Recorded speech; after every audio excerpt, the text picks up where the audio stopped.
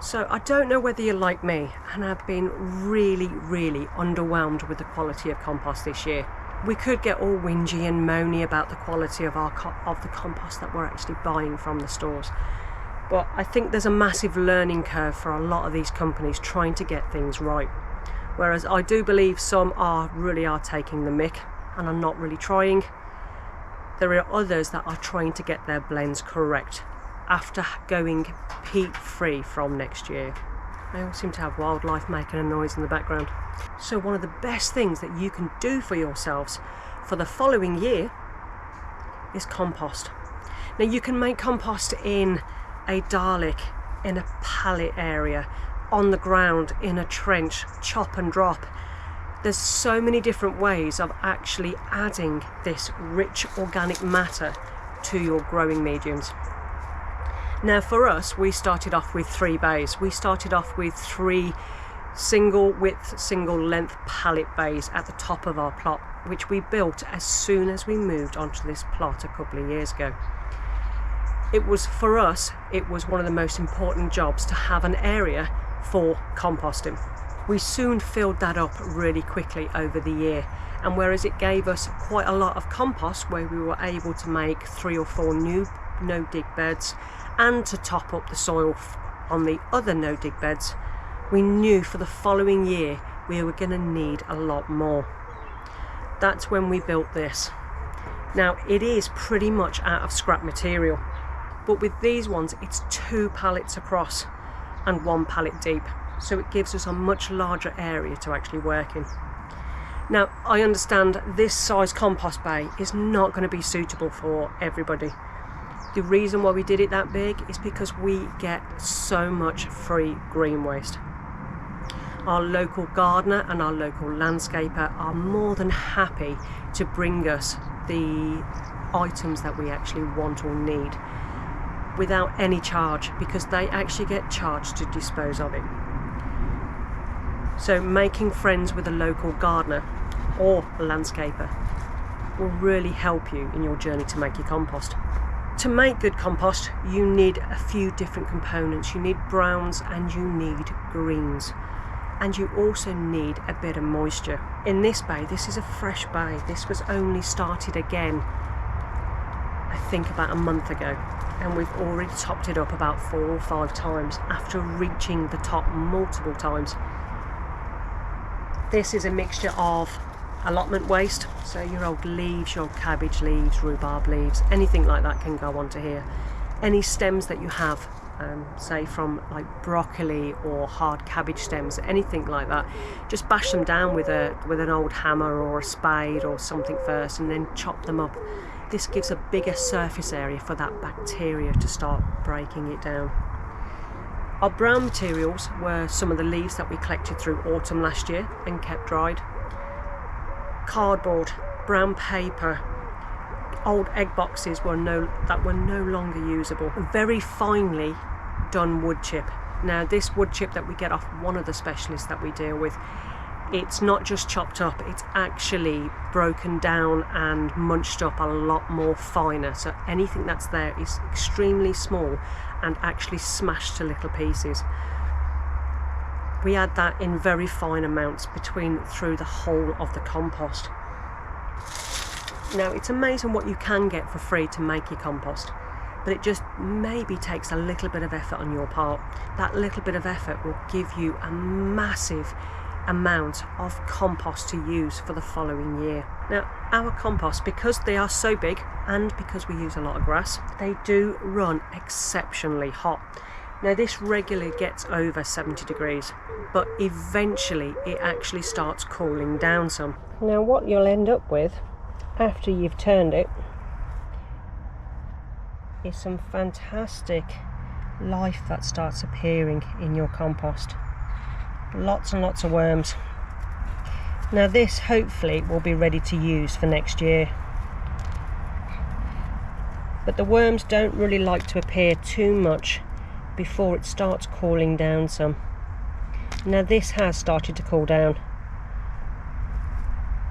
so all that life is more than happy to start carrying on the decomposition of the actual compost. Now we're hoping to be able to use this in our no dig beds later on in the year. Now this compost will just be left alone until we need it. It needs more breaking down. Now technically you can use it as is, but it's not quite at the stage that I want it. Yes, there's lots of twiggy branches, there's lots of sticky kind of things which we can just literally take out as and when we use. Sometimes using bulky, sticky things, something a little bit bigger, actually helps your compost by giving it a little bit more air, creating little air pockets within your compost bay. So at least this is one amount of compost that we've got for next year. Now this amount would be enough to do a couple of beds at least minimum. But there's an awful lot of compost in this one bin. Now this bin was 2 full amounts of the other compost bays turned in to the same bin. So once it gets to a certain stage, we actually store it all together, so it all rots down at the same time. The ones that we've created later on in the year, they will all go eventually turned into the same bin, because I don't want to add it to this one because it won't be ready at the same time as this one. So that will go into the middle empty bay, and it will all carry on rotting down, and I'm hoping that this stuff will be ready for February, March next year. So our top bays, which are smaller, but they are still covered with a metal sheeting, we've managed to top up about 4 or 5 times as well. Now these are slightly smaller bays than the ones at the bottom, but they still produce fantastic compost. And at the moment you can see this is all our tomato trimmings, taking off all the leaves that are no longer needed. And luckily our polytunnel has not suffered the same as our outdoor tomatoes with lime. And this has got a little bit of fibrousy brown material. Now as you can see, this particular chop that we've actually got at the moment is so fine that this is perfect brown for your compost bays. It's almost like shredded bits of paper. So I'm really grateful to be able to have this, especially through the heights of summer, when getting hold of brown material can be a little bit harder. So I would suggest, if you're serious about making compost for next year, collecting some brown leaves through the winter and having somewhere to store them to help you with your compost making through the height of summer will really benefit you in the long run. So if you've never made compost before, you probably think all these bays were quite simple to do. Well, I'm not going to lie, it takes a lot of work and effort to manoeuvre grass and waste and things through it. And as gardeners, we're also classed as compost makers. Compost making is just as important as sowing your seeds and planting your plants and even the harvest, because I think trying to buy enough compost to either do your seeds or fill a hole that you've dug into the ground or anything like that is just not going to be viable over the next couple of years. So I think the sooner you start making your compost pile, the better it will be for the following year. The area on the other side of the plot is such poor soil, and after speaking to the previous owner, he did actually bring in a load of topsoil, and I think that topsoil was just, there was nothing nutrient rich in it at all. Whereas we have managed to grow stuff and we've still managed to get a harvest, there was a lot of stuff that really did fail to thrive, and I know it could have been better for next year. That's where the no new dig beds are going, onto the other side of the plot that we've now got. So making as much of our own compost as possible is the only viable way for us to make the changes for the no new dig beds, because I'm certainly not paying the prices that they're charging now for compost that is really, really subpar. I would rather just take this year to make as much compost as we can so we can create these new beds.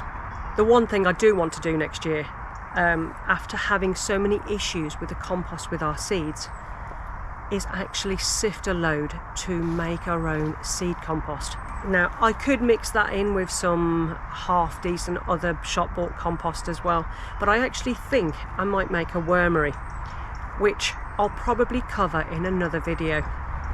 because I want to actually do a wormery on the ground. I don't want to do it in boxes. I want to be able to have a little area, a little boxed area where I can throw the vegetable scraps and everything else that to need to feed the worms, to create those fantastic worm casings that are so full of nutrition for your plants. So that's what we're going to do for next year. Try and make our own seed compost as much as possible and see if we can actually make it work. So that's it with our compost bays. We've got 3 full with green and brown waste ready to break down. We've got 1 empty bay, and we've got 1 bay that is slowly breaking down into really good compost. It's a lot of work, but in my eyes, really, really worth it. And fingers crossed, we'll actually develop some really good compost to use for next year.